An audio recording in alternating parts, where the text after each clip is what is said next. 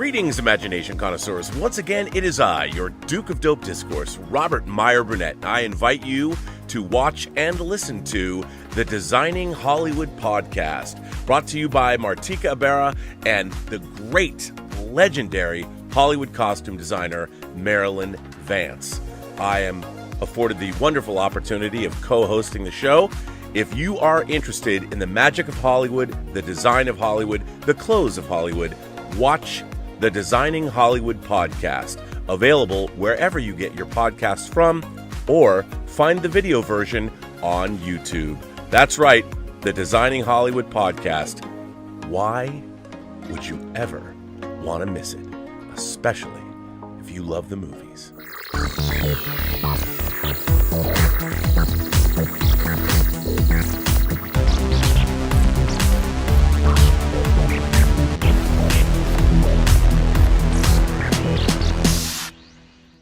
Well, greetings, imagination connoisseurs. Once again, it is I, your Duke of Dope Discourse, your master of fun and wonder, your viceroy of verisimilitude, your pharaoh of physical media, Robert Meyer Burnett, and this is Let's Get Physical Media, episode 94. But you know what?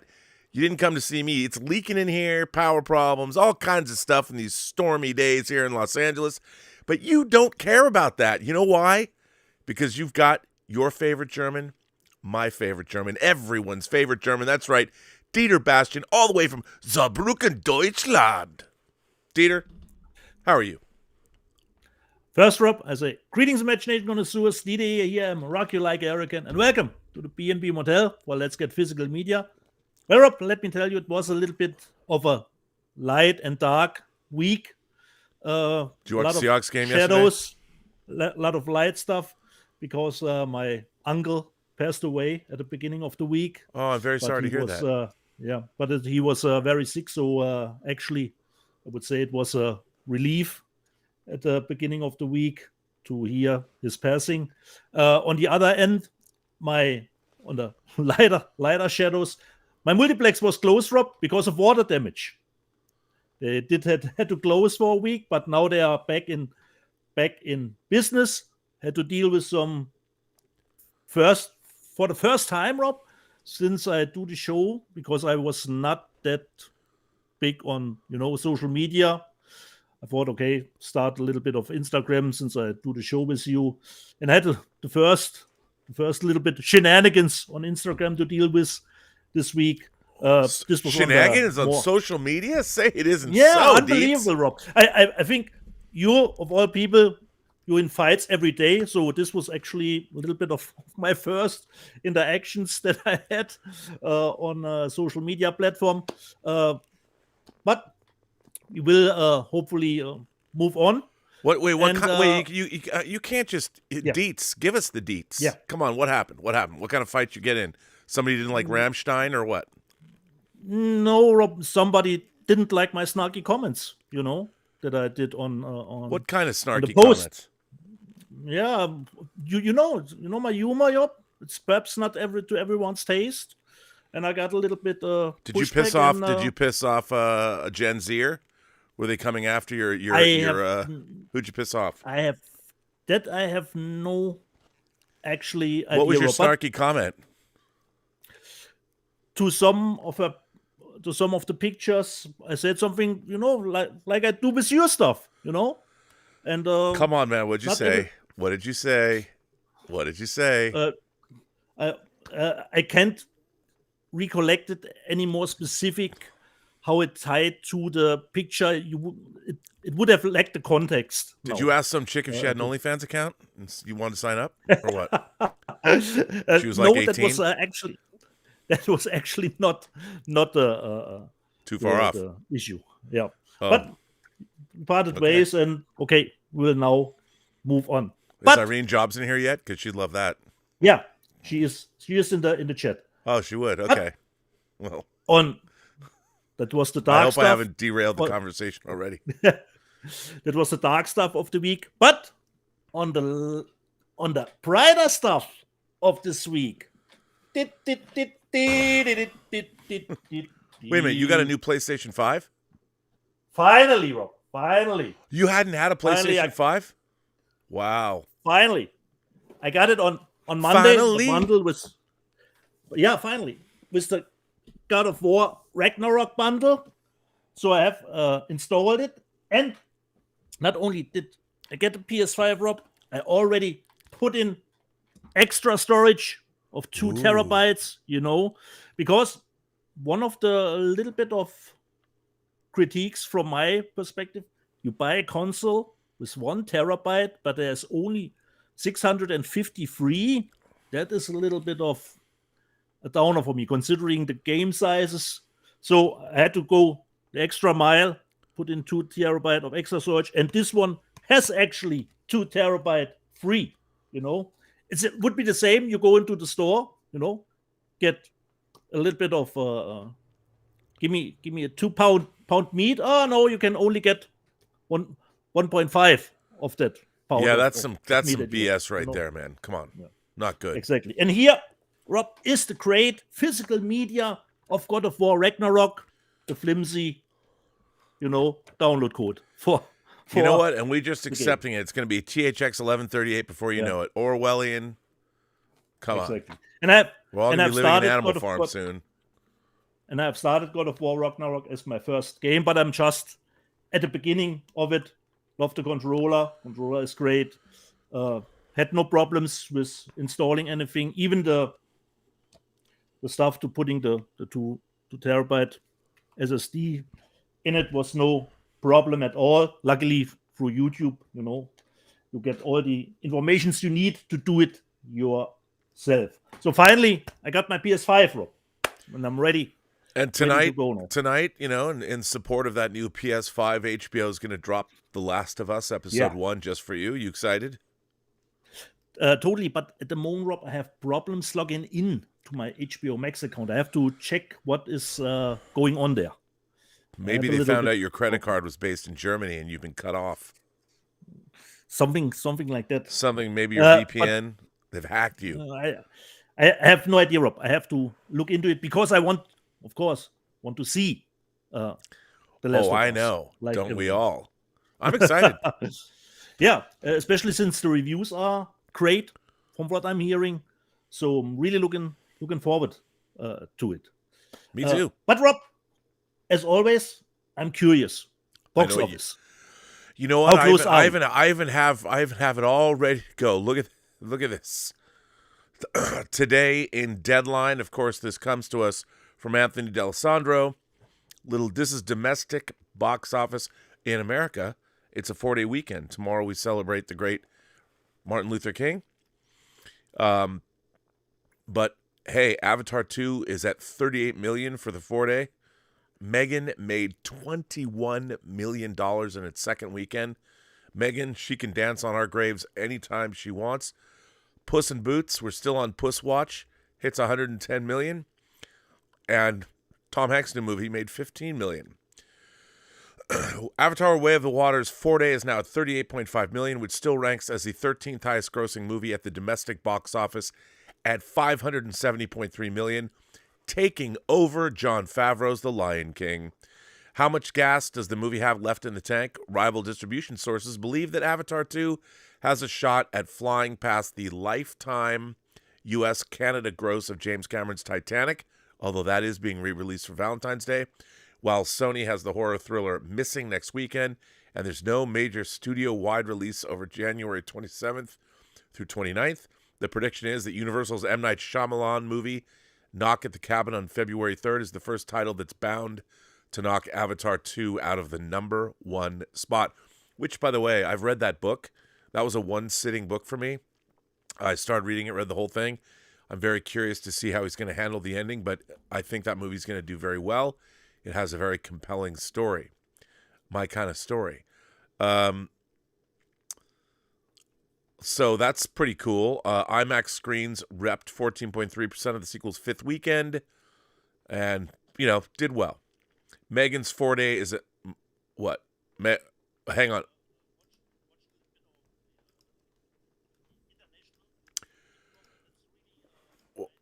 Wait, hold on a second. Wait, start that again. Yeah. I watched a little bit about the international income of Avatar 2, and it's really thrilling for me to see. I think Germany is on place number 3 when it comes to the international income after China and France. Yeah, no, it's doing quite well.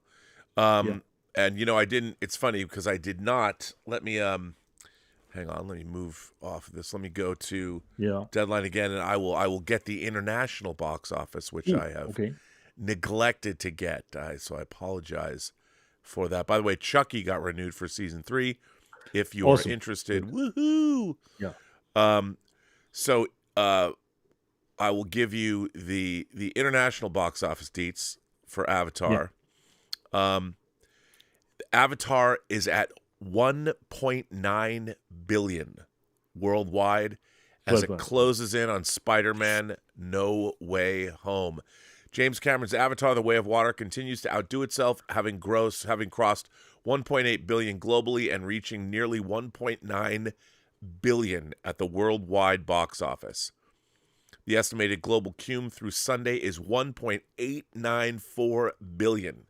Avatar 2 still ranks as the number 7th biggest movie of all time. Ahead of it is number 6, Spider-Man No Way Home, with 1.921 billion, so it should overtake that shortly. I would imagine that when Avatar 2 is done, it will sit just above Force Awakens and probably wind up being the 4th biggest movie of all time. It remains the number 5th biggest overseas release ever, behind Avatar, Avengers Endgame, Titanic, and Avengers Infinity War. So I guess it'll be number 5. It's closing in on Infinity War at 1.37 billion to jump up a notch on the international chart. It's already the top international release of the pandemic era.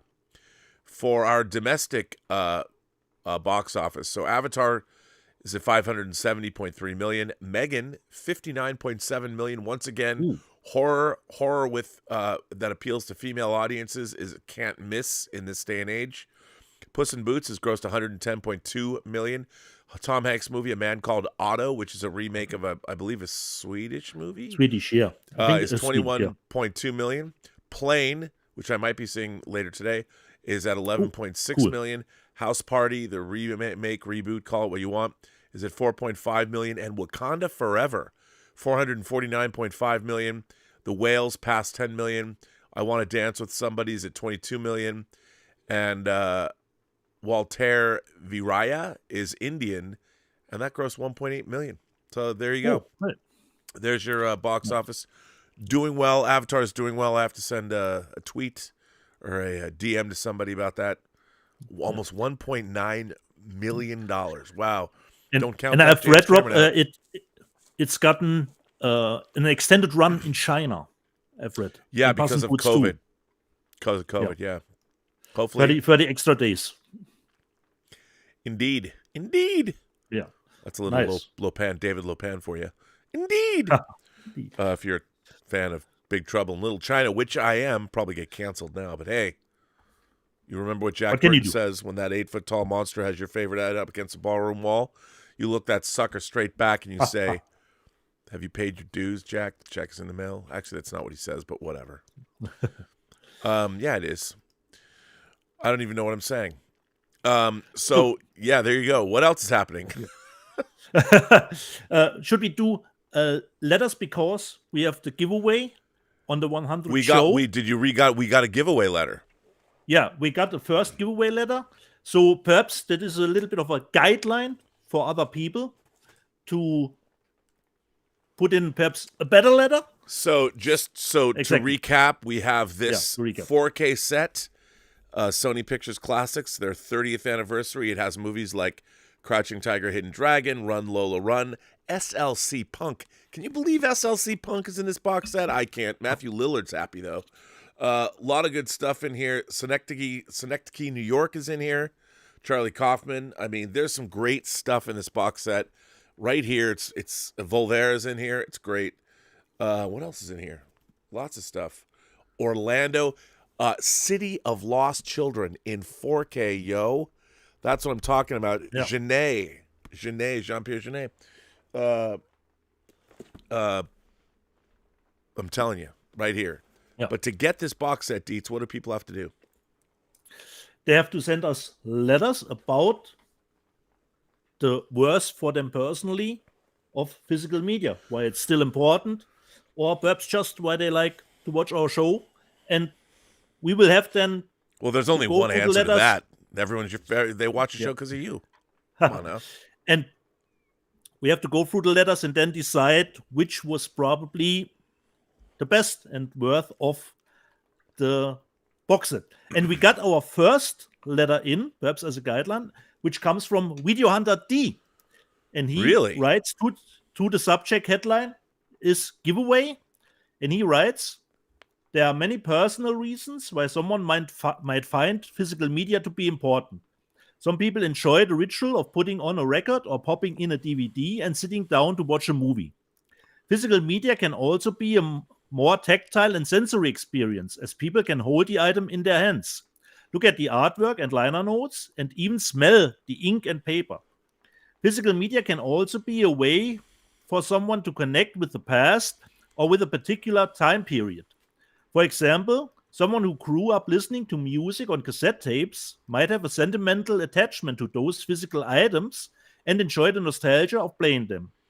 Similarly, someone who loves classic films might prefer to watch them on VHS or DVD because it feels more authentic to the era in which the movie was made.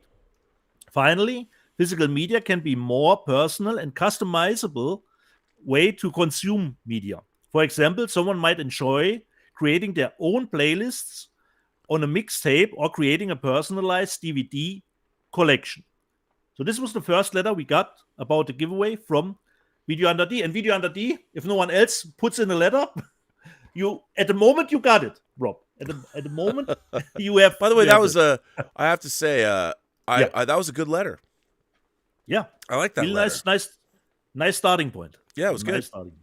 Yeah, and the second letter comes from our prolific letter writer Brian Knight. Just a quick one. He says a little bit of a thank you to, and he says, Robert and Dieter eventually had to use another internet browser other than Edge to get to your website because he had a problem to log on to your PGS website. Haven't been able to load your website for the last months. Simply like to thank you for reading 3 of my emails on December 11. This was my birthday and a nice gift. Wow. So there you go, Brian. That's what we are here for. If people send us letters. So this was the letter part. Only 2 this week. But I hope we will get more considering the giveaway. Yeah, man. I mean, tell us why you love physical media. What does it mean to you, and all that? And we're judging you, by the way. You know, this is this is total judgment. And don't use ChatGPT because we're gonna know. As a matter of fact, you know what? Shall we try that right now? I'm gonna go to ChatGPT. Yeah. Because I have an account. I've been playing with ChatGPT. Okay. So I'm going to ask this. I'm going to ask GPT, why should I, as a matter of fact, you know what we'll do? Hang on, I'll put this on screen so you can all watch it with us. Okay. Let's all watch it together. I'm going to ask ChatGPT why you should continue to buy physical media. Because won't that be fun? Who's ever done that? No one. Hang on. Let me. Hang on. I'm doing a bad job. I can't see what I'm doing. So that would be difficult to do. So here it is. Let me just gonna add ChatGPT. Hold on. Let me just do this. It's not that hard. I'm not a complete moron. It's just doing stuff live sometimes can be a chore. So Deets. I don't know why it keeps doing this, but hey, maybe ChatGPT doesn't want me to put this on. Could very well be. Okay, here's ChatGPT. Let me open this up so people can see. They can see what we got. And top. Let me open up the top. Okay, and the bottom. Oh well. So here's ChatGPT, and I'm going to punch in. Let's get this up here. Let's see what ChatGPT says. Why is it important? I can't type today. Important. What should I say? Why is it important to To collect. Buy and collect physical And the answer media. will be now the letter from Video Hunter D. Yeah, right. So here it is. Let's see what ChatGPT says. There are several reasons why someone might prefer to buy and collect physical media, such as CDs, DVDs, or vinyl records. Oh, wait, it's going too fast, but hang on, I'll read it. There are several reasons why someone might prefer to buy and collect physical media, such as CDs, DVDs, or vinyl records, rather than solely relying on digital downloads or streaming. Some of these reasons include physical media can be a tangible way to collect and own something that represents a particular artist or album. Having a physical copy of a piece of media can be a way to preserve it for the long term, as digital files can become corrupted or lost.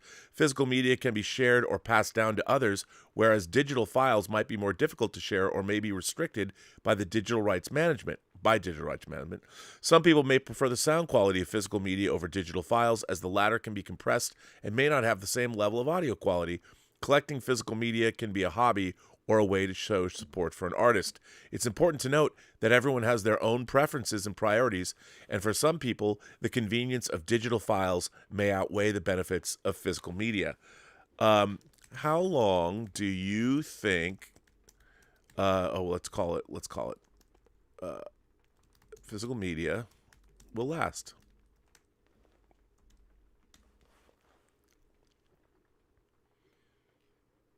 It's thinking. See what He's looking for your by the answer, way, Rob. you can it's looking for my answer. By the way, you can see how we're all fucked. Our digital overlords. If I was in school right now, I'd be so stoked. Wow, you know what? It's not coming up. ChatGPT. Nope. He doesn't know, Rob. He doesn't know, which is a good thing. It doesn't know. ChatGPT doesn't know the answer. You've seen it here, kids. ChatGPT does not know. Wow, it's I've seen it take a long time when I'm writing stuff using it, but you broke it, Rob. You broke it. Broken ChatGPT right here live on screen. So there. Well, you know what? I'll get back to this. We'll see what ChatGPT says. So it's probably the question that stands above meaning of life. But there you go. Nice. So we'll see if it's still thinking. It's contemplating. I broke ChatGPT.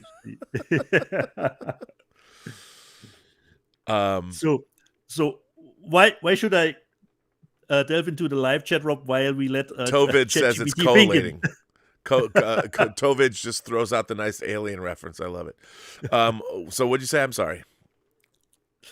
Should I go to the live chat while we let ChatGPT think about Sure, why not? Give us a live chat.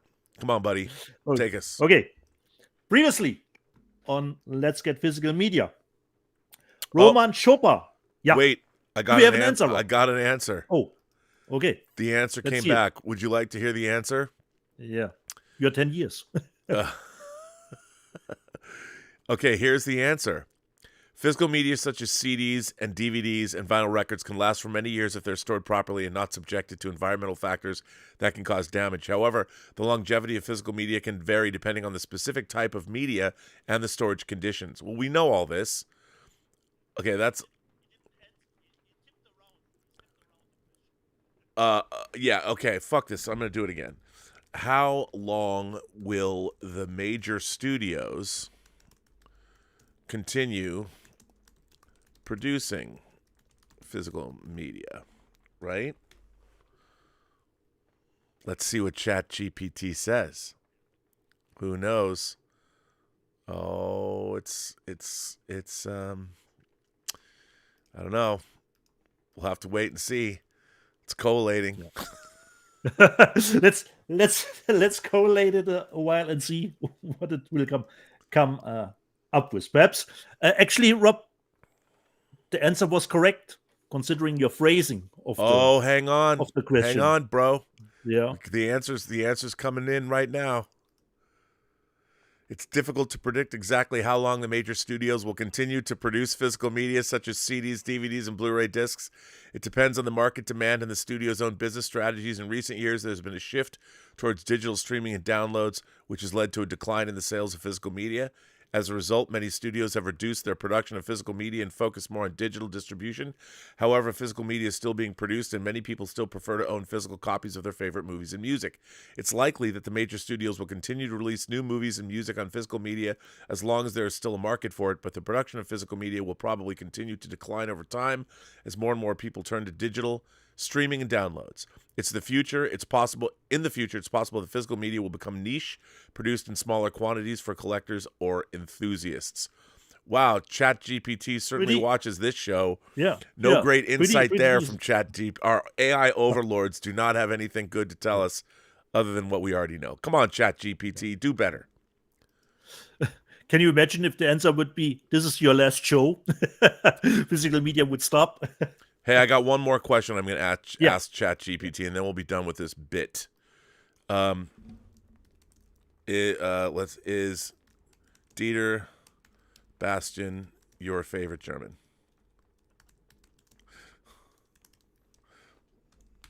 Can't type today.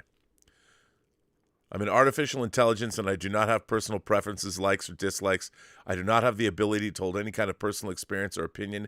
I exist to assist you with information and answer questions to the best of my ability based on the knowledge I've been trained on. Can I help you with something else? Apparently not. ChatGPT has no opinion on you, Dieter. At least the AI overlords aren't coming for you yet. Yeah. So, Not yet. that's a straight up Jimmy Fallon bit that we just did. Anyway, Nice. Undead Sick throws in sends in a super chat. Okay. And says, first things first, I'm very sorry for your loss, Dieter. On a happier note, I got the Ju-On set from Arrow, but I'm watching it during the day because it's still some of the scariest horror I've seen. It is Undead Sick, you're right. I think the Ju-On, I think one of the great things about J-horror is that you can't escape it. Like in America, we'll have a poltergeist in your house and Craig T. Nelson will slam the door and eventually your house gets sucked into the netherworld and the ghosts leave you alone, at least for one movie. But if you're in a Japanese horror movie, you're fucked. Whether it's Pulse or Ju-On or The Ring, you're gonna get got no matter what. There's nothing you can do. It's a whole different thing. Americans still believe there's no happy ending waiting for us, Rob, in J-horror. Hey, are you gonna go see Skinamarink? Have you heard about Skinamarink? I have seen the review of Chris Stuckman, but I haven't watched it. I don't know what it's about, Rob. I have never heard of the movie. Can you help me out a little bit? It was done. It's kind of the new version of Blair Witch. It's some kids wake up in a house. Found footage? Found footage? Well, it's not really found footage. Oh, okay. But it's creepy. It's just images, more of a feeling. And these kids wake up late at night in their house. And the house has no windows and no doors anymore. And the camera is just kind of following them. You hardly ever see them. Yeah. Apparently, it's terrifying. I haven't seen it. It's going to be on Shudder, but it was made for like $15,000. So good on them. Nice. Good stuff. I haven't seen the review of Chris. What he says about People it. are going. But this was the first time when I stumbled across the title of the movie. Yeah. Well, Skinamarink. There you go. Okay. Back to the live chat. Okay. Previously on Let's Get Physical Mania, Roman Chopra watched Avatar 2 this week. Really disappointed, even by the underwater CGI. Okay. What can I say? Mr. Gonzal 09, Megan was awesome. About time horror had something new. Oh, really? A little bit new, Megan? Okay. Thomas Bartholdi, I love Avatar 2. I've seen it twice now. Okay.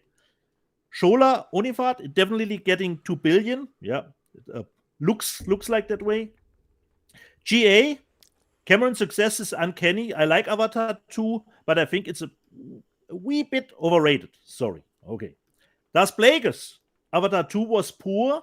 I watched it just because I liked the first one. Okay. Tim Hens, Avatar 2 is a clear definition of making money, doesn't always equal quality. Nice. Mr. Gonzalez, Megan should be on more theaters, but Disney has all their movies on every theater. I don't live in the States, but I think there are enough screens to see Megan if you want to. Or am I wrong, Rob? Oh, there's enough. There's enough. Thomas, Donnie Pearson first. Gee, I love Avatar, The Way of Water, yet my number one movie of 2022 was Top Gun Maverick.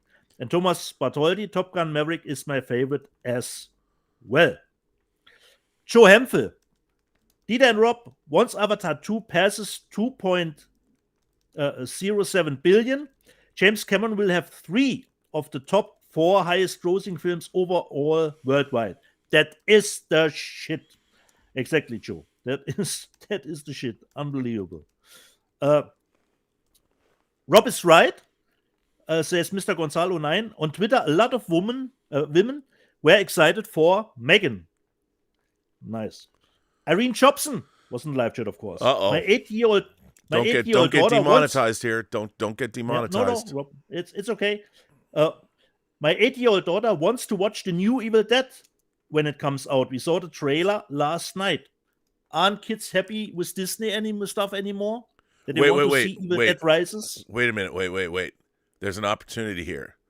I would say to Irene, who's in the live chat, Irene, I will pay money if you take your daughter to see Evil Dead Rise and you film her reaction. I'll pay money and I will air it on this channel with your permission, of course. Because, hell, do you live in the greater Los Angeles, Southern California area? I'll come with you. I want to see what happens. In Germany, normally you wouldn't get in with your child in that movie. I'm certain about that. True Boss says, Puss in Boots was amazing. Exactly, it was. Mr. Gonzalo 9, I saw A Man Called Otto. Very good movie. Okay, nice. Mr. Gonzalo back. Strange World sucked. Shola Onifat. Strange World was trash. Exactly. Mr. Gonzalo, Glass Onion, give that movie every award. And he said Warriors of Future was cool. Altmetall said Warriors of Future was entertaining, yet forgettable. Mr. Gonzalo, Woman of the Dead sounds cool. Rob, did you had a chance to watch Woman of the Dead or give it a little bit of a spin? At least the first episode. Bobby's not here anymore? Okay. What? I'm here. Yeah. Rob, Woman of the Dead, had you had a chance to No, I have not. Oh, I have not watched it yet. Not. Okay. Let me see where I was going. Okay. Victor Fontaine. The contrivances in Glass Onion were too much for me. Rolled my eyes too many times and checked out. The next one had me really laughing. Johnny Topping. I bet Dietz has watched Tutti Frutti on CDF. CDF is one of the big TV stations here. And Tutti Frutti was a television show back in the day where normal folk would do a game show and do a striptease combined with the games that they did.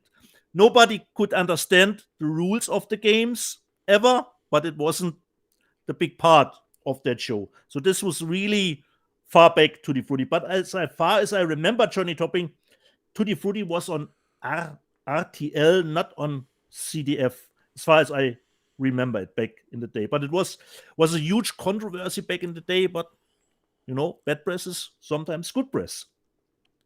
Mr. Gonzalez, give every award to The Menu. Altmetall, I'm excited for Decision to Leave, the new from Park Chan-wook. Okay, it's of course on Rob's best top 10 movies this year. Okay. Pod Racing Palpatine, The Menu was great, exactly. And Das Blages, didn't forget, it's Das Boot, not Boot, okay, in German. So, Joe Hemphill asks us, Dieter and Rob, have either of you started watching Korean series Island? I have not heard of.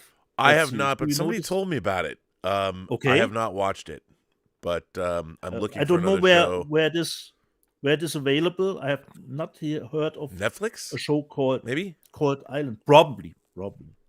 And Altmetall said, I'm watching The Glory, a Korean series. Nice one. I have not seen that. Unfortunately, I've not seen that either. Altmetall.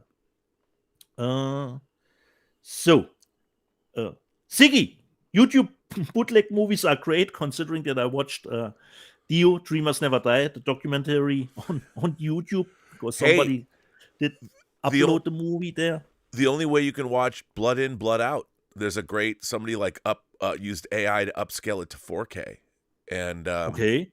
it's From the unless you DVD? have I don't know, unless you have the Okay. DVD, there's no way to see Blood In, Blood Out. And then there's the shorter version, Bound by Honor, but you want to get the long version. I don't know why. Long It's really frustrating.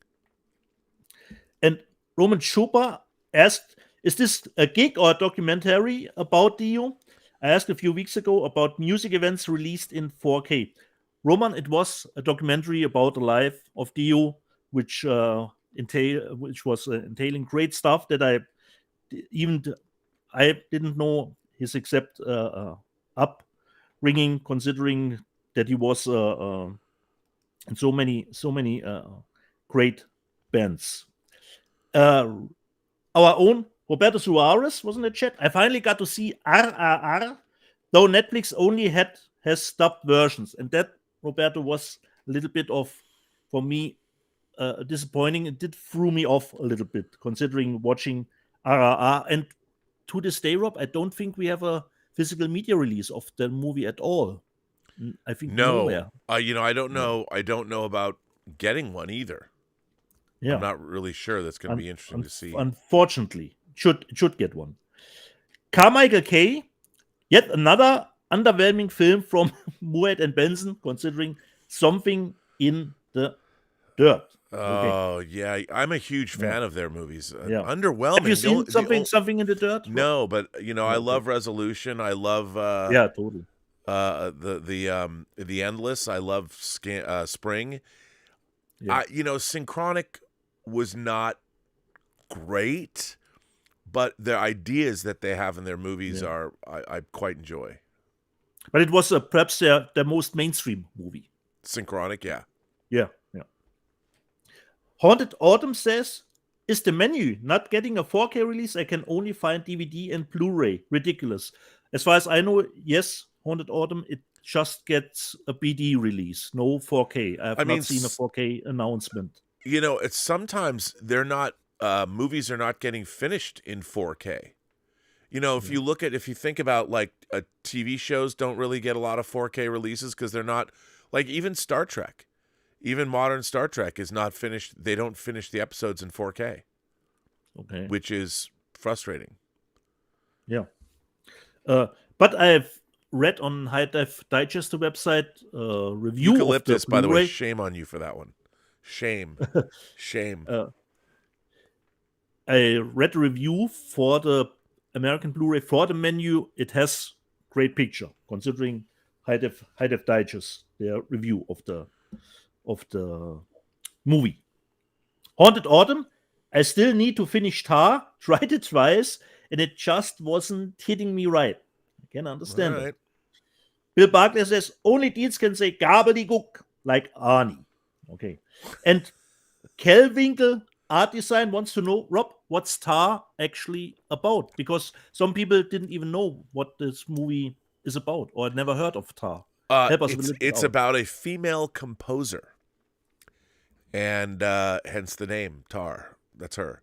And it's how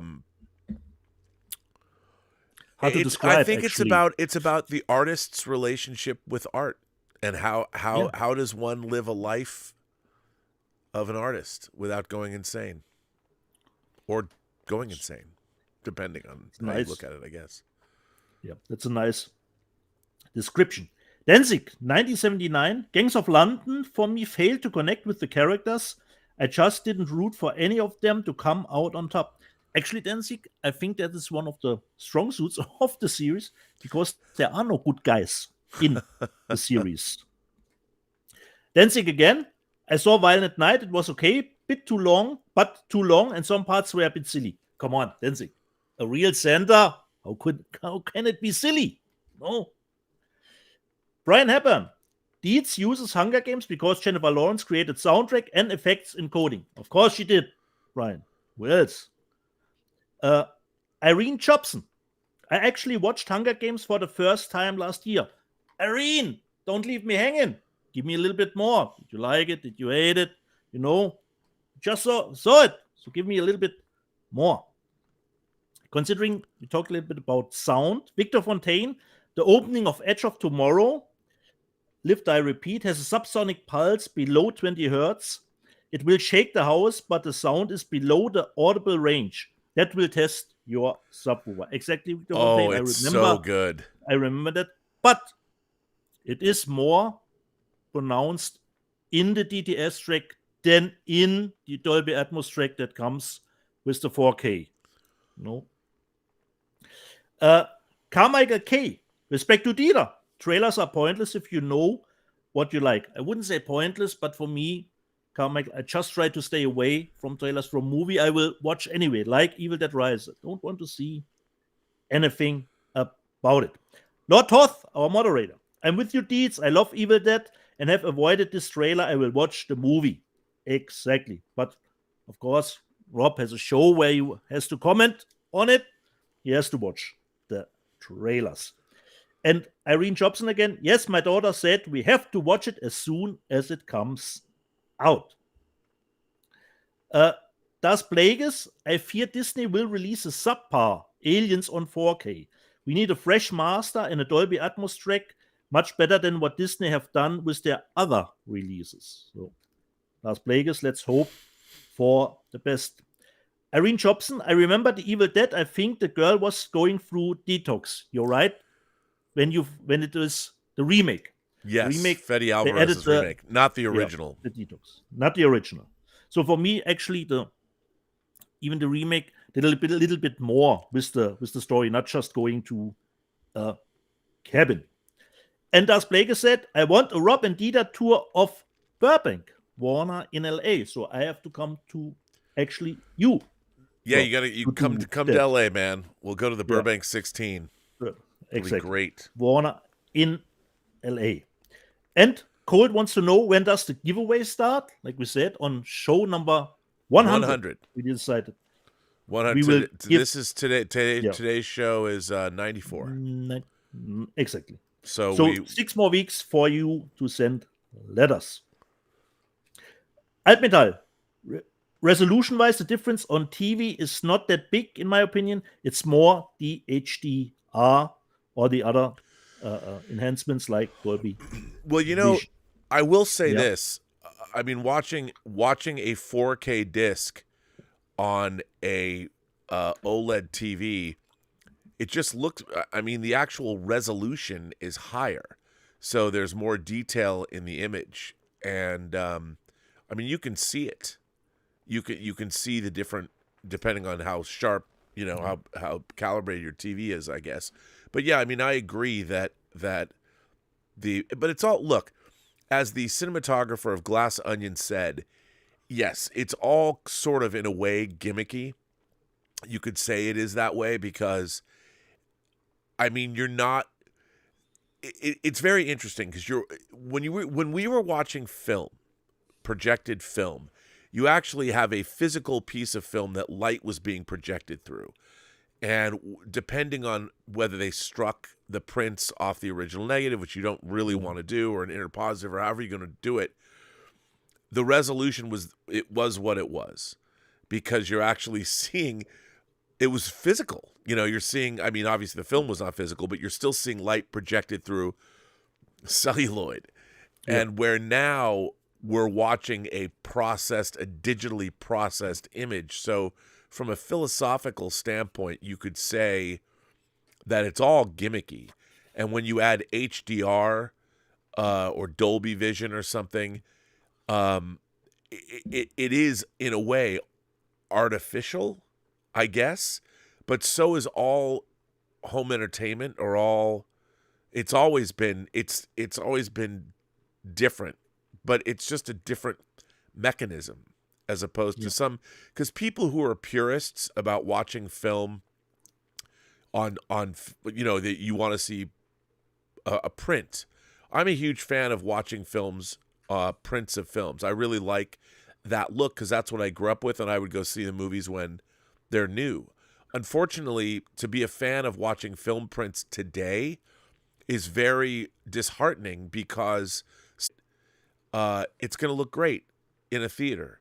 And while I am a purist, I have to say that it's so disheartening to go watch movies in theaters these days. And I understand some people like that. Some people like the clicks and the pops on vinyl records. But even as a kid, that used to annoy the fuck out of me because I hated that. Every time I'd play a record, there'd be a pop in a different place, even though I would clean all my records. And VHS tapes were maddening because there was more dropouts, and there was nothing you could do about it. But now the one thing that I think digital media has going for it is that, and that's not to say that, I've often wondered, like Laserdiscs suffered from laser rot, which was actually oxidation. They were literally rusting because Laserdiscs were put in two pieces, and air would get inside if the glue wasn't great. Like sometimes I remember, like, at first 3M was not a very good pressing facility. Then 3M became really great, and you wanted to get your discs pressed in Japan because in America they tended to suffer from laser rot a lot more because the glue wasn't very good. But at least with great, say, 4K Blu-ray discs, you're going to have, as long as they're properly, that's why it's so important to have them properly color timed and balanced, because if somebody goes in there and messes with the color, like on Basic Instinct, and you get teal and orange, it's annoying. But I do think that what we're getting now is pretty spectacular. Yeah. So, and you're right, Rob. Considering watching a print, you have to watch it as fast as possible, Rob. After 10 weeks, probably not the same quality anymore as in the beginning. Yeah, I mean, but the big danger is, I think, as technology progresses in 50 years, are we going to have any technology that even recognizes or plays these formats? I mean, they constantly have to be updated, and people have to be ever vigilant. I mean, there are movies that only exist digitally, like Tango Shalom only exists digitally. And I would love to do a separation master. Like, the best way to preserve movies is still to make a color separated. It's 3 pieces of celluloid that you store, and it'll last for 100 years. It's still the best way to store film. So I'm really curious to see. Well, I won't be here, but where movies are going to be in 100 years. How many will have lasted? Nice. Okay. Always nice to get some greetings from Germany. And Sinet Docnem said, "Hi Rob, hi Dieter, hi guys from Hamburg, Germany." Oh, nice. Billy wants the giveaway, like we said, 100 show. Haunted Autumn. I wish we could get Ty West's House of the Devil and the Innkeepers collectors in 4K. That would be 2 nice titles to have in 4K, certainly. Haunted Autumn. I like them too. Considering John in the Hole, the movie that I showed last week, Mr. Gonzalez, A Boy in the Hole, actually, it's not the boy who ends up in the hole. It's actually his parents and his sister that he drops into the bunker. Let me just see. John in the Hole, interesting title, I suppose. GA, it's not my saying, Rob. Dieter has great taste in movies. Love exploitation and horror. Don't we all? Mr. Gonzalez, if it's on Christmas, then it's a Christmas movie. Okay. Irene Jobson, you can't go wrong with martial arts. Normally not, Irene, but there are black sheeps in that genre too. Okay. Haunted Autumn, Dieter just bought everything this week. Not everything, but some titles, of course. Tim Hens, still curious where Dieter keeps it all. Well, Tim, if you have seen perhaps some reports on your television about messy people, where you just can't walk through the room anymore because there is stuff everywhere. Just imagine something like that, Cold, you how don't can I win this? alphabetize your discs? At the moment, not, Rob. Here, I only have them here stored. I have to do that. I bring everything that I can store here to your garage. Oh, please don't. No, I know. That will be get me off the property immediately. So, And Roberto Suarez said in the live chat, write Rob and Dieter a letter on why you love physical media. They'll do a giveaway in a few weeks. People thank Chris Carr for the nice present that you got from Oh yeah, from that's her. great. It was awesome. Yeah. The Logan's Run. And Jay Bird said, hey Rob, Verhoeven personally oversaw the 4K remaster of Basic Instinct.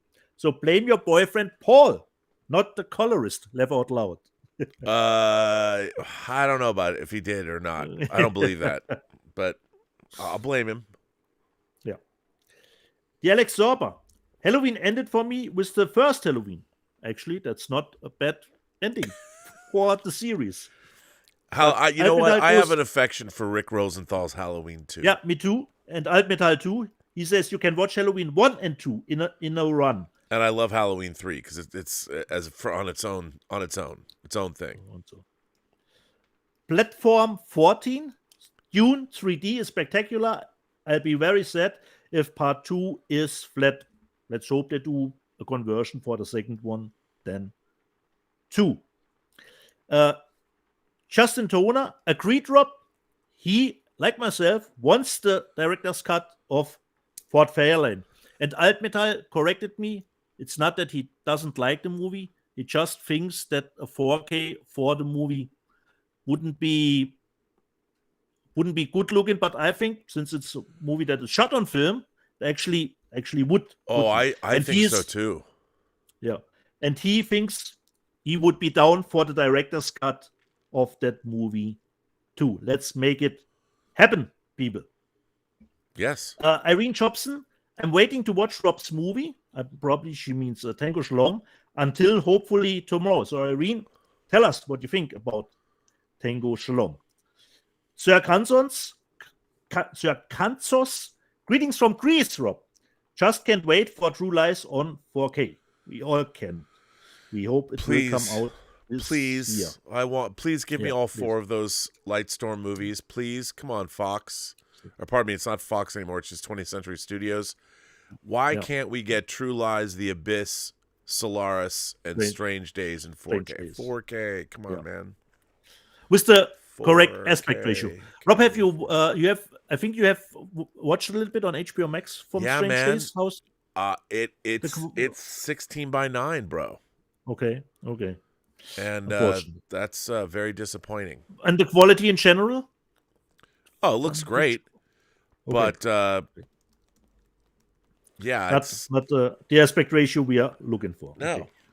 And as a matter of fact, you know what? I'm going to go check that as we're speaking right now because I was watching it just the other day and it was quite annoying. But I want to make sure that I'm not wrong about this. Yeah. Altmental says Rob would be a perfect Oscar presenter. Are they still looking for someone? Rob, did you get your call for hosting the Oscars? I did not.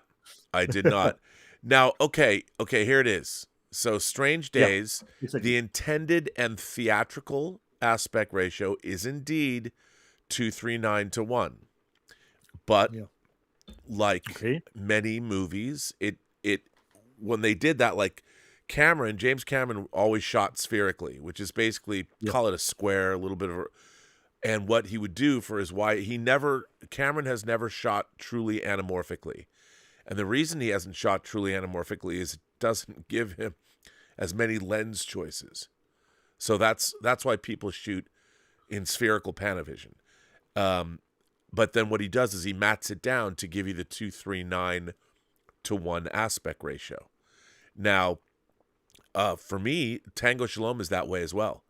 I reframed every single shot of Tango Shalom because obviously it was done at a very low budget, and we felt that that looking at it, it would have a much more dynamic look to it if we reframed every shot to 239. And I mean 239, I love that aspect ratio, the widescreen aspect ratio. Sometimes, maybe it doesn't quite work, but it was to me, when you're used to watching something in widescreen, which to me, John Carpenter once said widescreen, he loved the widescreen, the Panavision aspect ratio, because he said, that's movies, man. By the way, shout out to John Carpenter for becoming He's 75 years old. John Carpenter turned 75.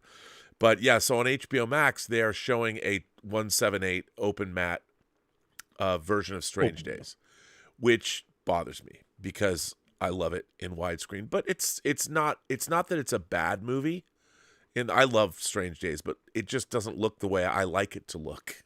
Yeah.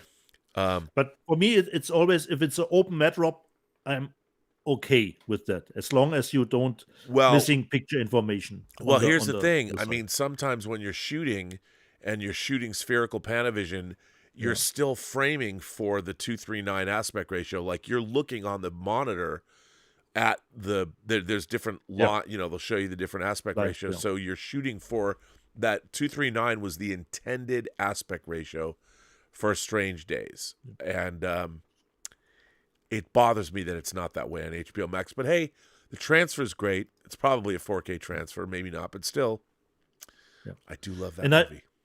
I remember back in the day, Rob, considering Terminator 2 on VHS, there was the 4x3 version was actually really great, considering there is a special feature on the laser disc where you can see it was not just pen and scan from the middle of the picture, so you can see the frames for the widescreen and the 4x3 where it went, and it did show a lot more on top and the bottom of it. So actually the 4x3 was a nicer version back in the day when the TVs were a lot smaller. So back to the live chat. Sinet Dognam wants to know, how did Rob meet Dieter? Well, I start with the story, Rob, and Bobby will continue. Well, like many people, I stumbled across Rob. I think it was Collider Heroes, like probably many of us. And I thought, this dude knows what he's talking about. It's very sympathetic. And then I don't know if you were already on the John Cambier show. No, I don't think so. You've frozen. Rob started. Your image has. Oh, maybe he'll come back. I hope so. I hope so. Am I back? No, you're frozen, but I think you're. Oh no, now you're back. It could be on my side. Wait a little. It could be on this side because of the. It's still. Well, you're back. We can see you're still moving. By the way, Roberto Suarez got me a cinnamon saltwater taffy from Bruce's Candy Kitchen in Cannon Beach, Oregon. So thank you, Roberto. So sorry, go ahead. You watched me in Collider Heroes. Yes, tell me more about myself. Yeah, exactly. And then at one point, Rob said he would start his own channel, but like we know, Bobby, sometimes it takes a while until he started, and I totally followed him there, and it was I still loved the old setting in the laboratory set. It was more grunge, it was more independent, not as highbrow as it is now. And I still remember my first super chat, because I never used that feature on YouTube. So I'm always remember my first super chat that I did send to Rob. If he did know the Japanese movie, One Cut of the Dead. And like Rob does it with everyone, he did say, "You and I, sir, park our shuttlecrafts in the same shuttle bay." And he pulled me in through that way. And then I started following him more, did send him some stuff. And then COVID happened. And for physical media collectors, Rob, what happened when COVID struck? Well, I watched more. You needed more? No, our orders were stopped, Rob. Well, yeah. Oh, that's okay. Right. Okay. I see where you're going with. So yes. You continue, Rob. Suddenly you could not get anything from Europe. Europe was curtailed. And I couldn't get anything from the States, Rob. Yes. And you still haven't. I've got a stack of discs over there for you. I've been buying for 4 years. But just in general, Rob, I couldn't order any more from America. No, and it was so Coke, which is now, what is Coke called now? Cape Light, Rob. It was Cape Light. Okay. It was Cape Light. It wasn't Coke. So Cape Light was putting out this deluxe set of I don't know, of Rollerball, of Norman Jewison's, like a 5-disc set of his 1975 Rollerball in 4K. I'm a huge fan of that movie, and I just thought it was rando and weird, and the box was awesome. And I'm like, I have to have this, but there was no way to order it during the lockdowns. You had it on pre-order, Rob, but it got canceled. Yep, and it got canceled. And I think I contacted you. I reached out to you. I didn't really know you, and reached out to you. And but through the letters which come always with the email address. Yeah, you did. Yeah. And we just became friends. You got me some stuff, and I said, why don't we do a show? Yeah, and this is where we are at now, almost 100 episodes in. So, Sinet, I hope that answers your question, how Rob met me. But it was funny because, what I in my life, my default position has always been, let's go do this. Yeah, let's do this thing. Let's why wouldn't it be better than if we didn't do it? let's just go. Let's go do this thing. And I didn't really think about the fact, when I asked you to go do a YouTube show, and you did it, but it was, I never really stopped to ask you. I never said, are you sure you're okay with physical media? And I mean, do you want to go on the internet and talk about these things? I just assumed, why wouldn't you? Yeah. But some people are we all know it can be a toxic place. I mean, look what happened. You go on Instagram and all of a sudden you're in shenanigans with somebody because you piss them off and they don't understand your sense of humor. Exactly. So, and now here we are, two and a half years later. Yeah.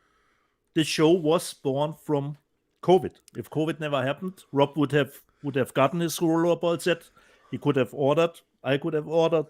So that's how it all started. That's it. Drew Skitsy. Sorry, Rob? No, that's it. Drew Skitsy. Avatar 2 was amazing, but I don't like the HFR.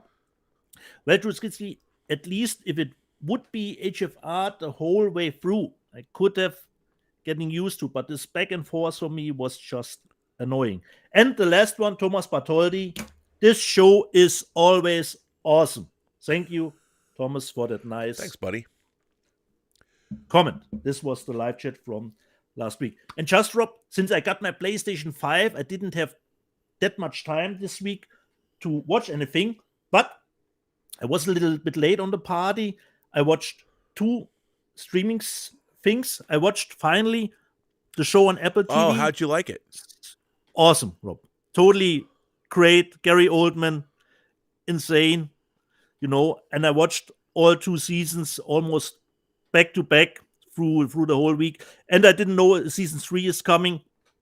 And this week you had a little bit discussion considering the price change on HBO Max, that HBO is well known for their quality and program. But Rob, I think Apple TV is in the running too. I know they have not that many stuff, but I was at the moment not really disappointed at all with any of their stuff that I have seen. No, Apple, their programming is incredibly high quality. They have a trailer dropped for a movie called Sharper with John Lithgow, Julianne Moore, Justice Smith, and Sebastian Stan, and it looks like an erotic thriller. So it looked cool, and I'm like, wow, this is dope. I'll watch this. But yeah, they've done some. I mean, obviously they have For All Mankind. I think they are shooting high.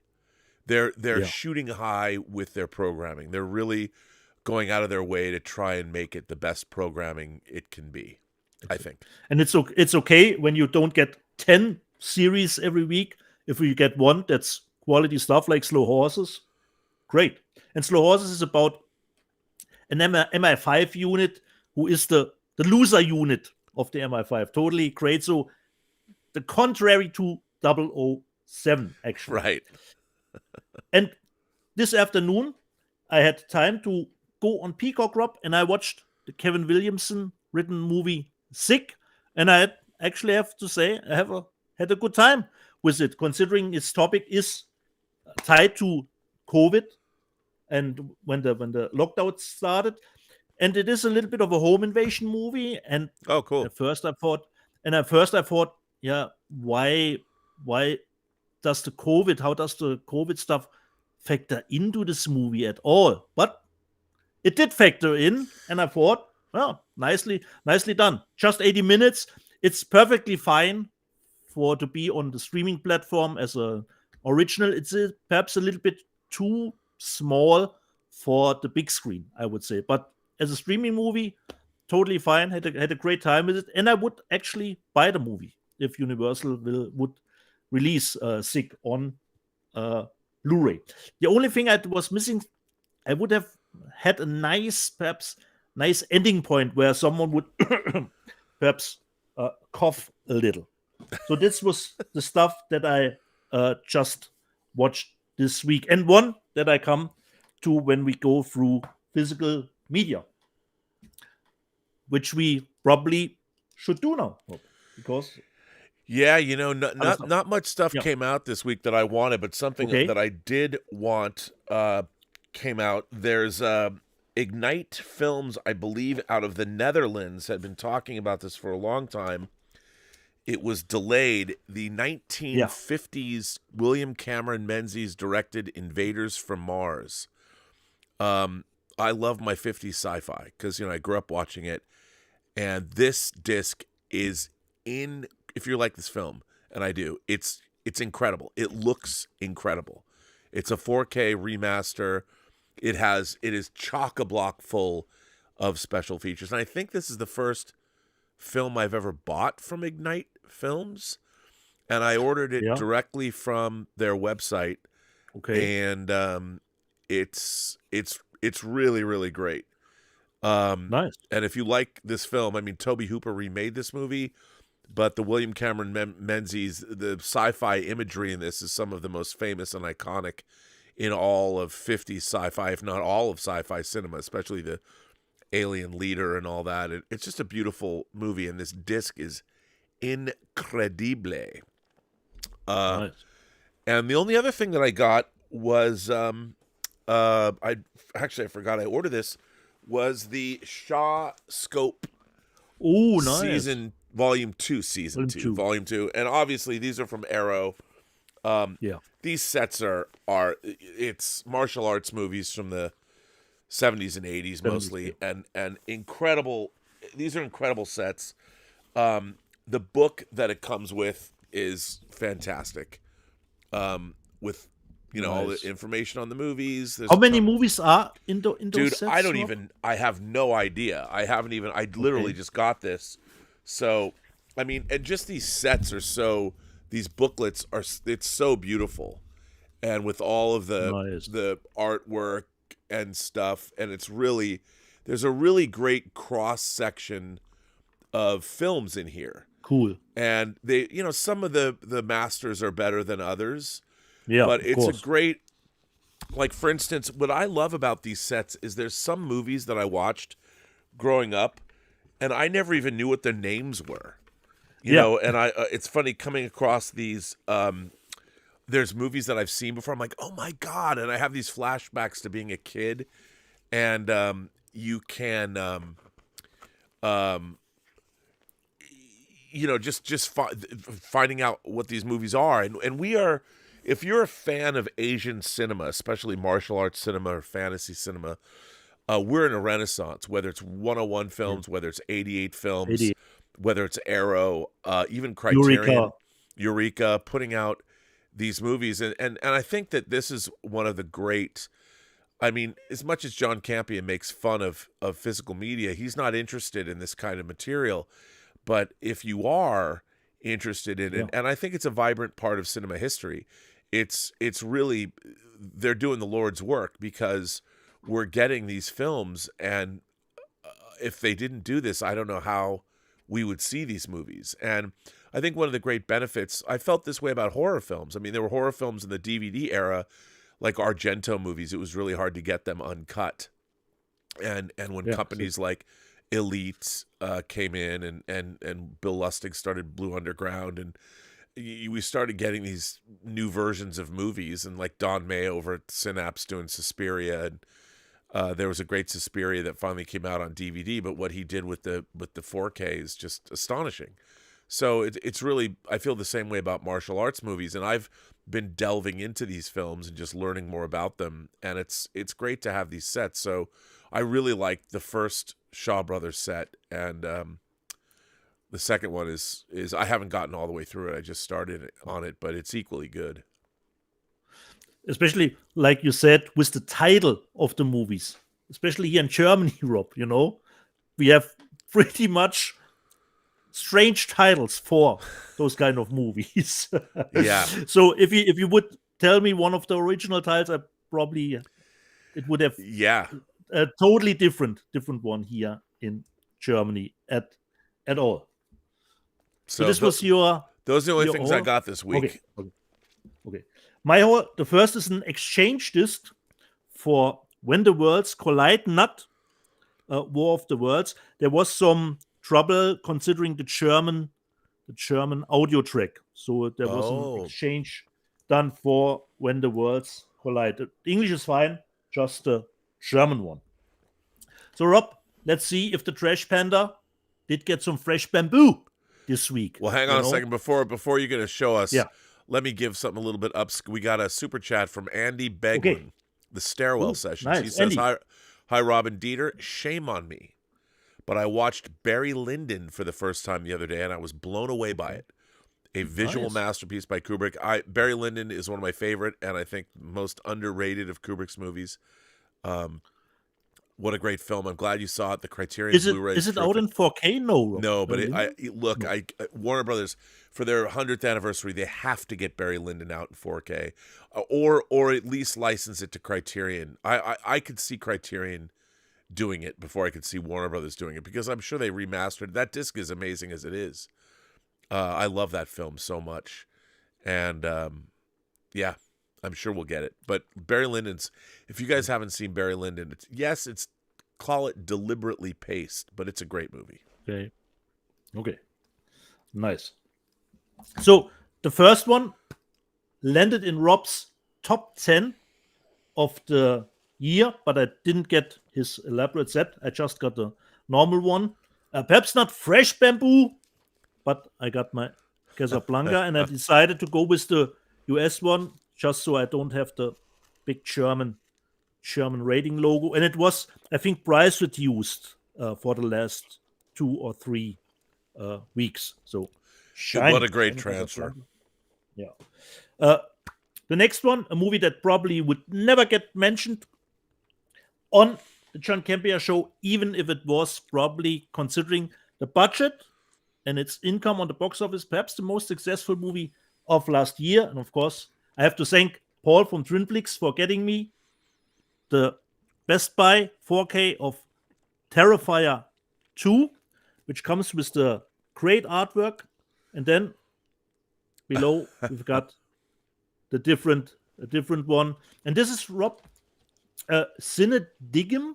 I don't know. Is this a new company?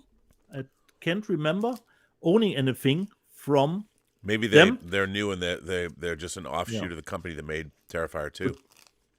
Could be. And it has a director's commentary, nice, which was on the UK stuff. So thanks, Paul, for getting me this, because it was a Best Buy exclusive, and of course I can't order from Best Buy. Just US people can. So Terrifier 2, and Rob did show it has it too, but I bought it too.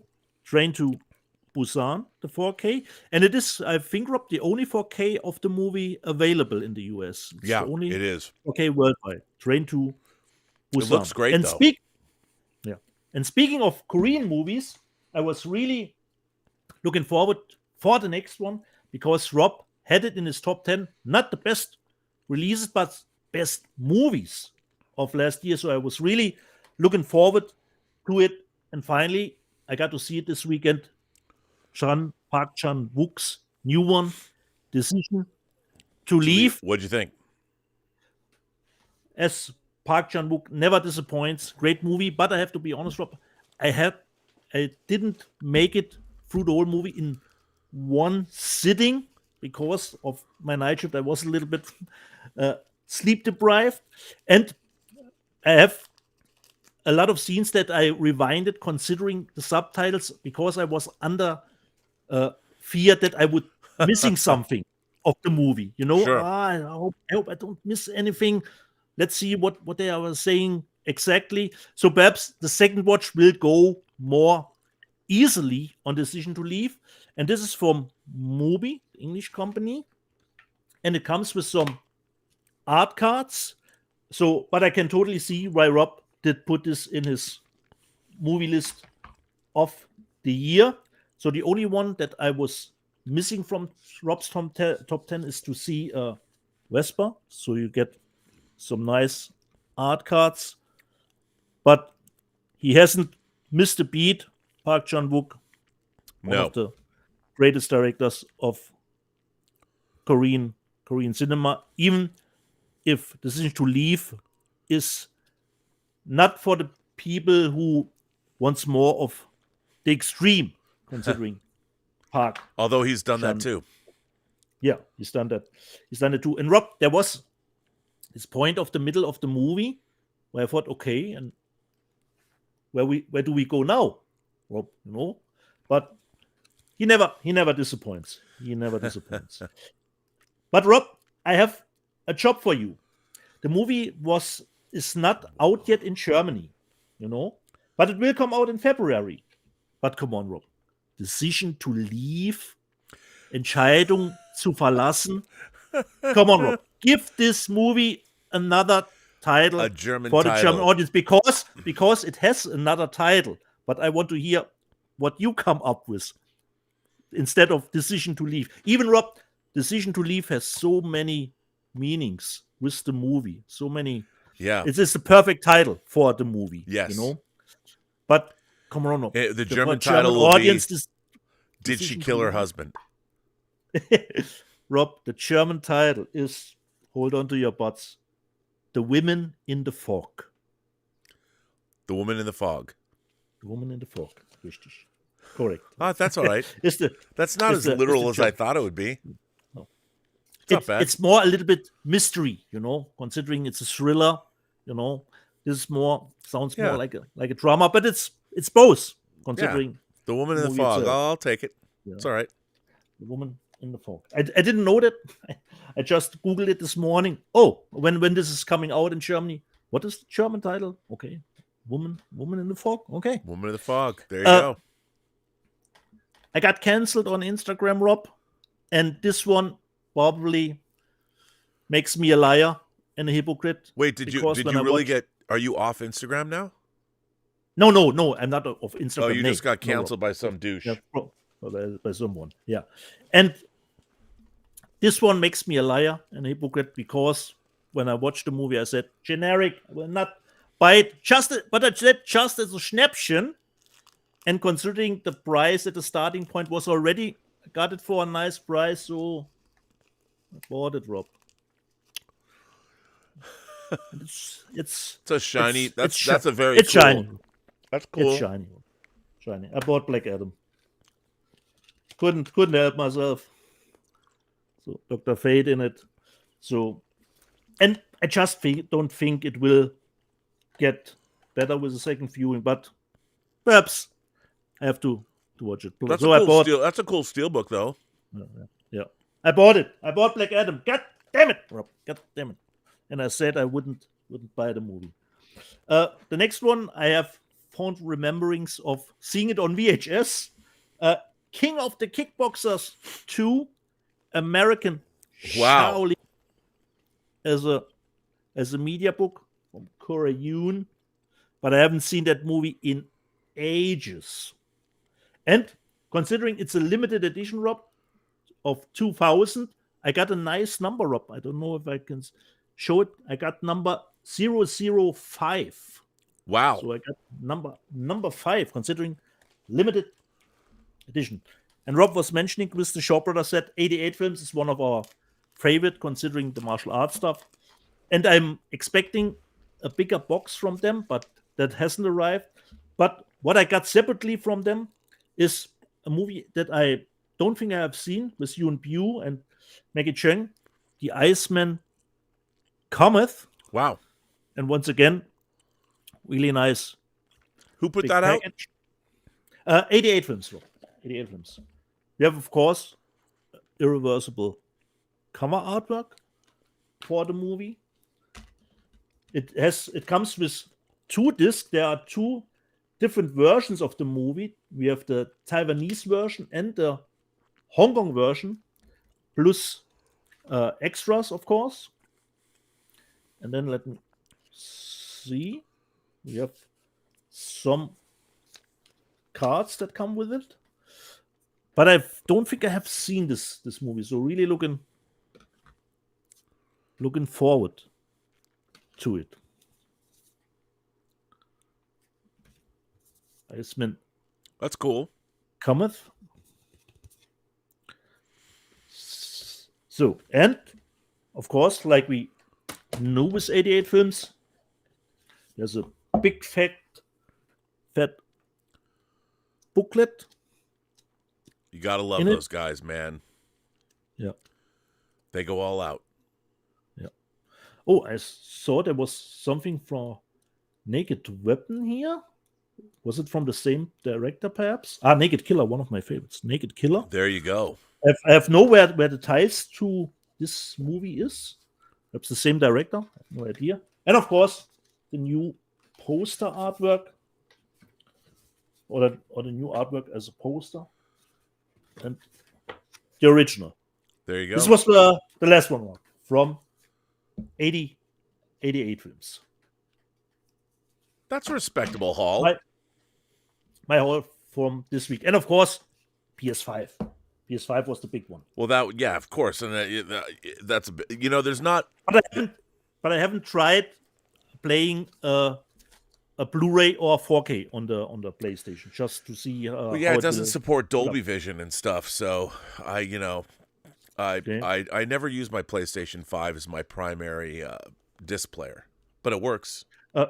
Me neither, Rob. So the gaming consoles are just actually for gaming and not really for watching Blu-rays or 4Ks. But I will have to just check to see how they. Although I have to say, I was playing. Yeah, I got to download it myself. I was playing Annapurna. Megan Ellison's company has an interactive company, and they do a game called Stray, which is about you play a stray cat as a cat. Isn't that the game with the cat? Yeah. Yes. It's awesome. Yeah, I heard good things about it. It's an awesome game. And nice. I kept playing it, and everyone left on Friday from the John Campy show, and I was still nice. I was still playing. Everyone left, and I was completely captivated by the universe. You just wander around as this cat, and kind of it's creepy, and there's no humans. There's these weird robots and stuff. It's really, really good.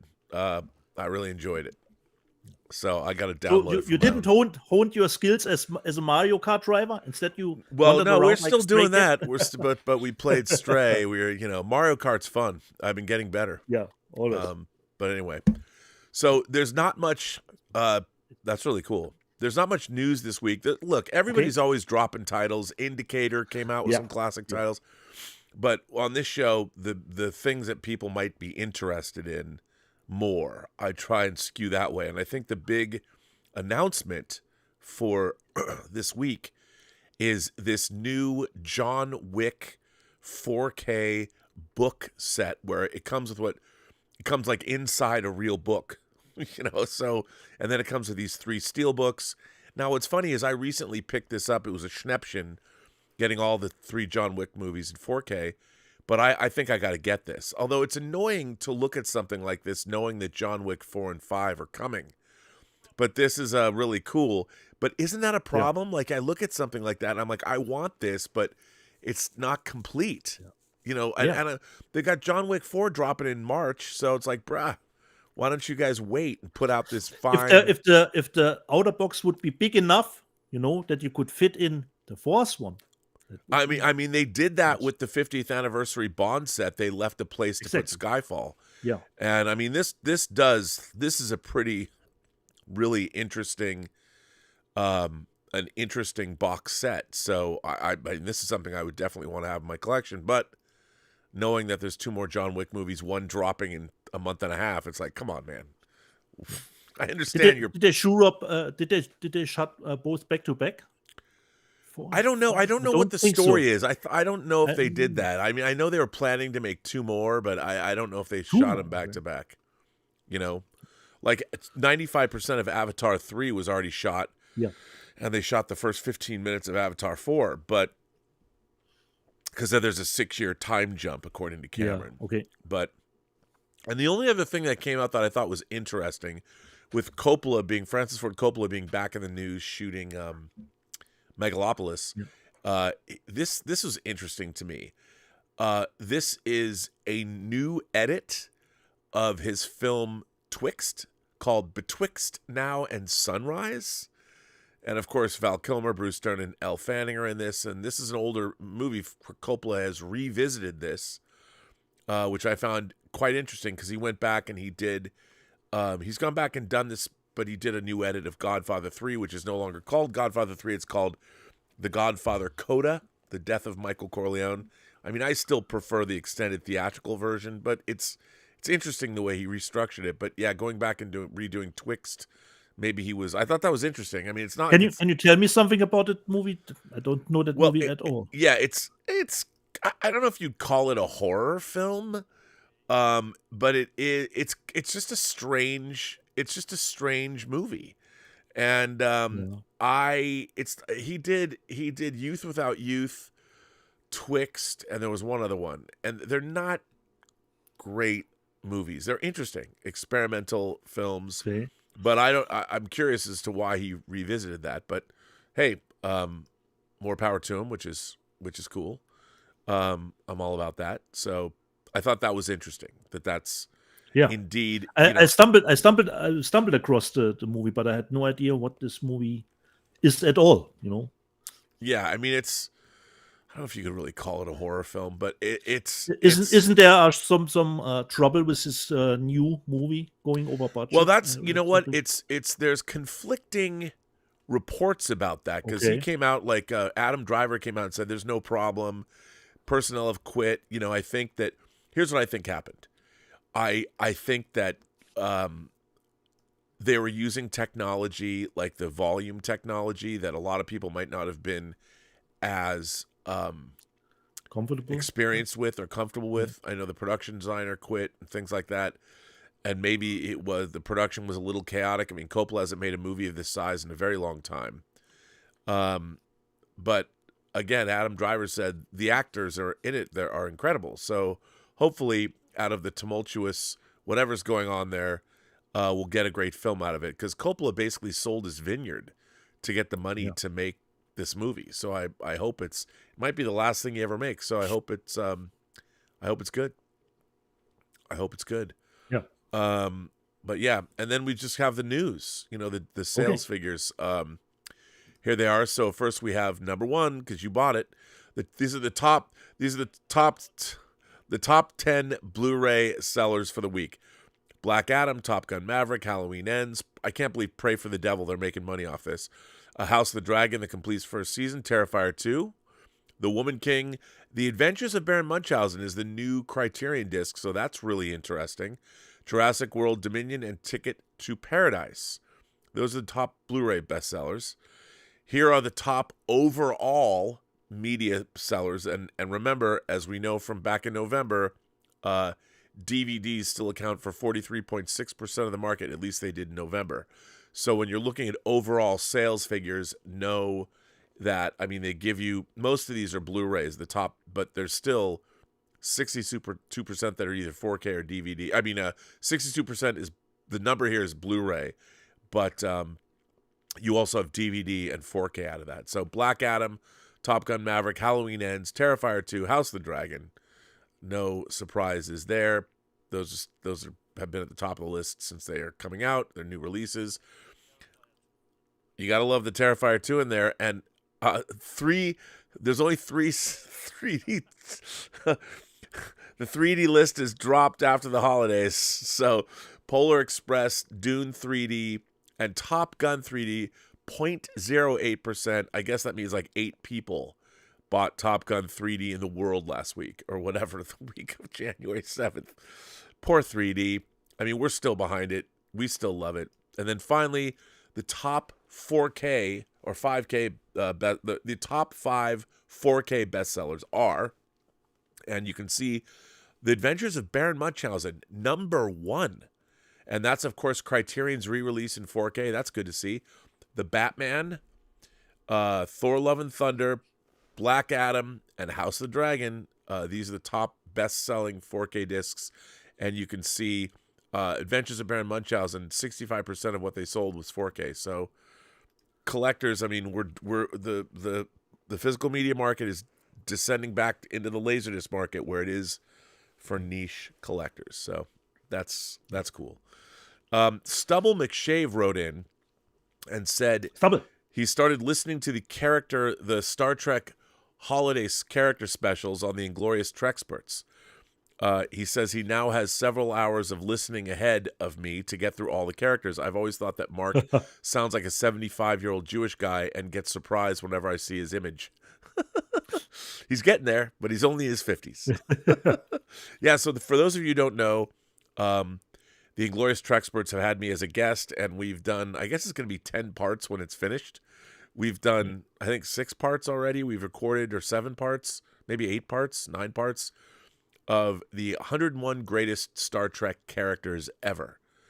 And it is not our favorite characters, and it's not just, we're not just counting down the main characters of all the Trek shows. We're counting down all characters and their level of import across the franchise and how they've resonated through pop culture and what they mean to us.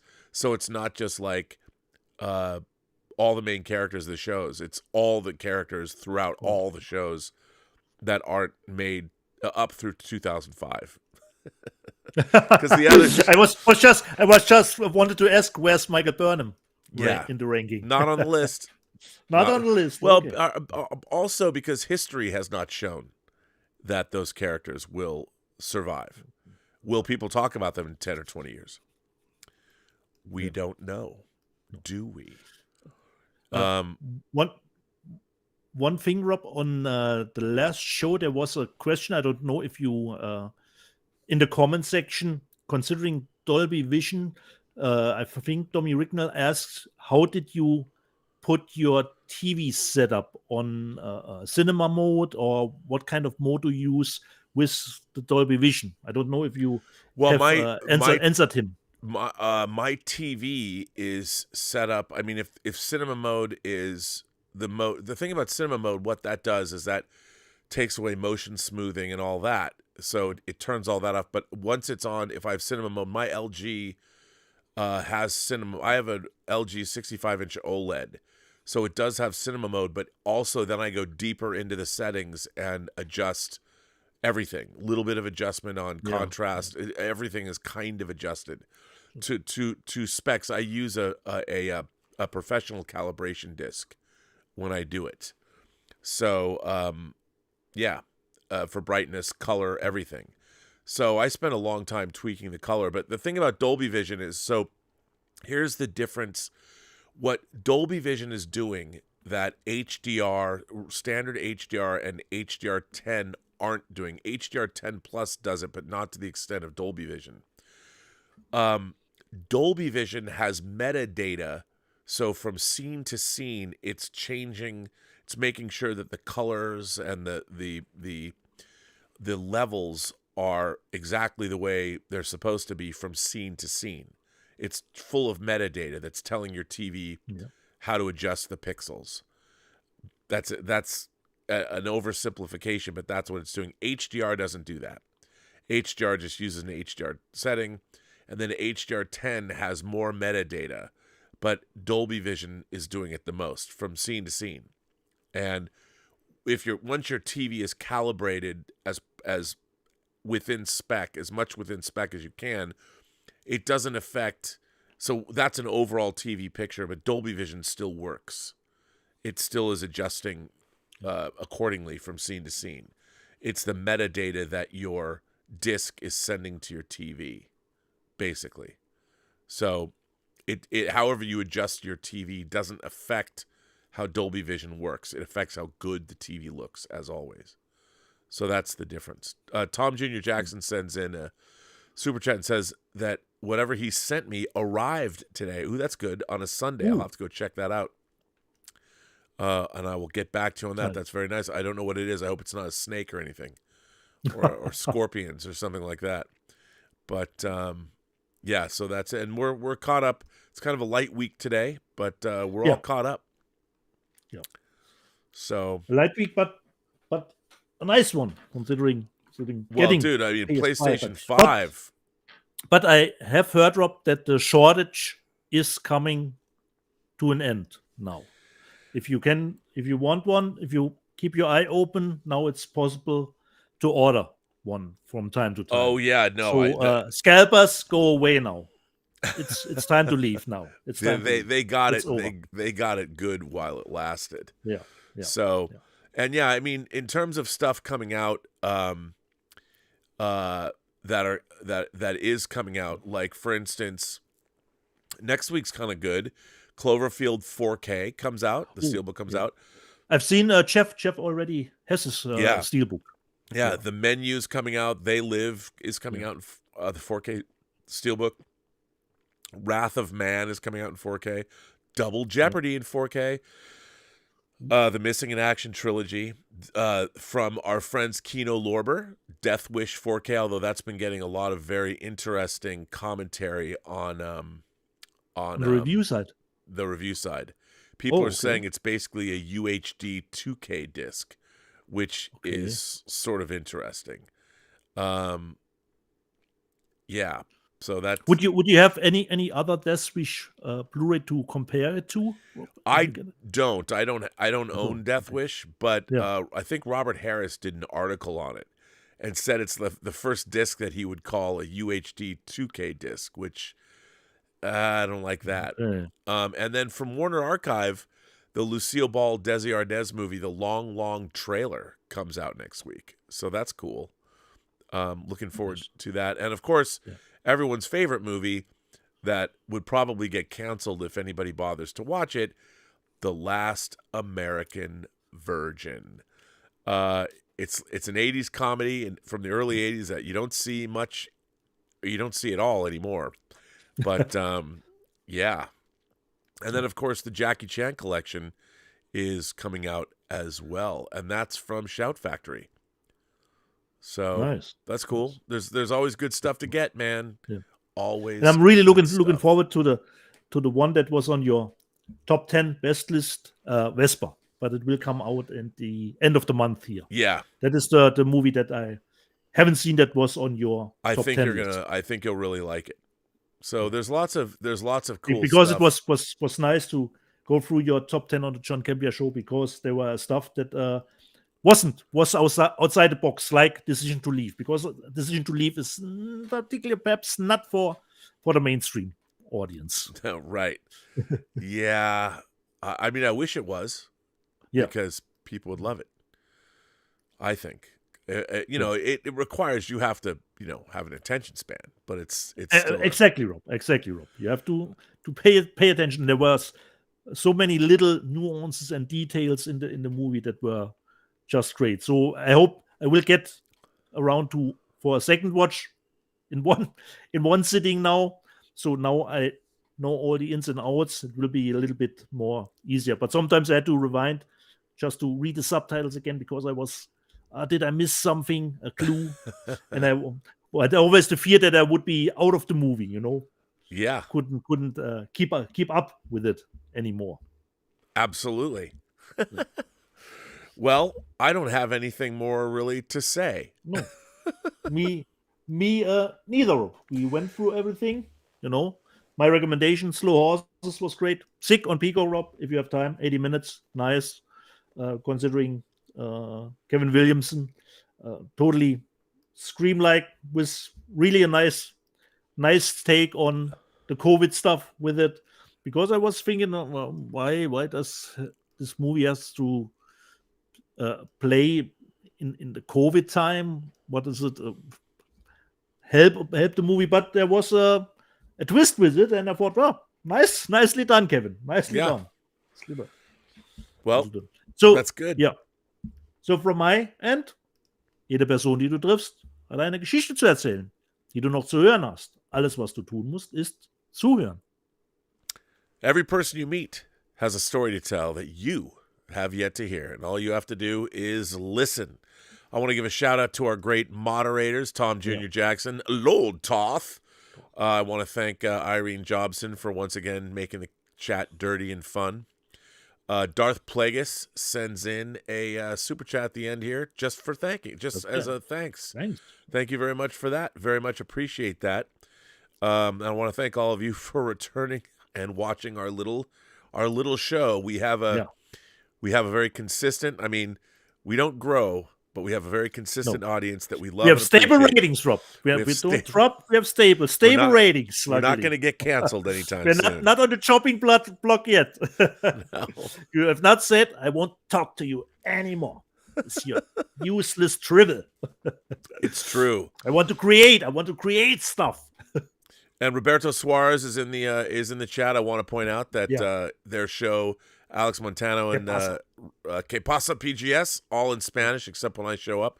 It's 97% in Spanish, but you can watch it with subtitles. They put on a good show. It's a really good show, so check that out. And I think it's great. And The Last of Us starting tonight. That's cool.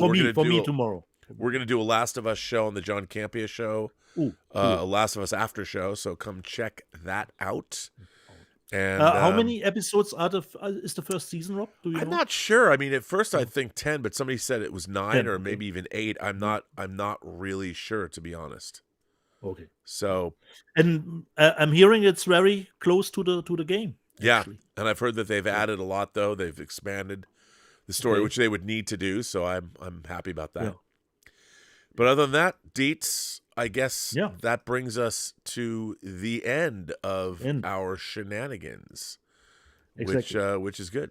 So everyone out there, at some point we have to game together too. You know, but perhaps more Xbox Series X stuff. You know, a little bit Gears of War together. I'll do that. We've never done that. You know? I'll do that. Yeah, for sure. Get your Tower of Power out of the box.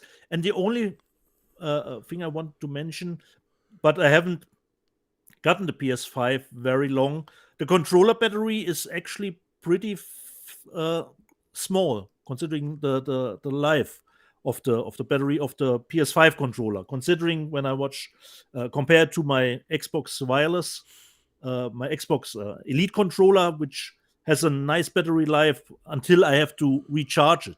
But the PlayStation 5 I've got a charger. I've just got my 2 PlayStation controllers on a charger. Okay. But the PlayStation 5 controller seems to be empty pretty quickly. Just from 2 or 3 days of testing. Well, that's not good. All right. Yeah. Well.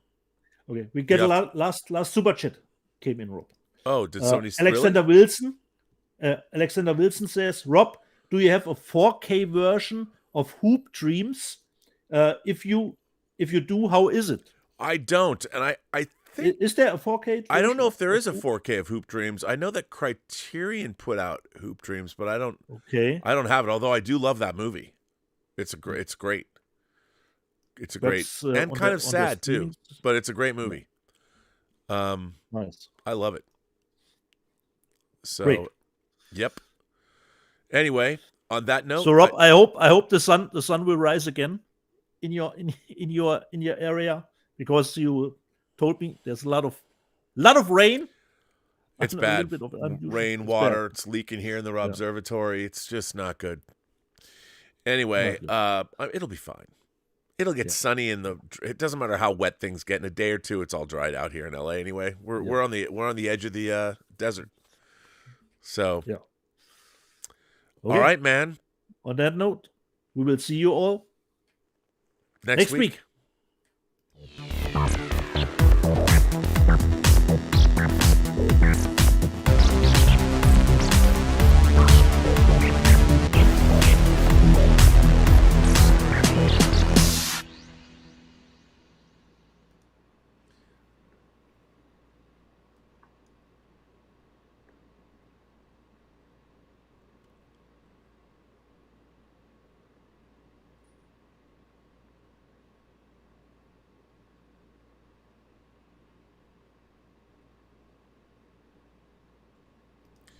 All right, we have stopped streaming.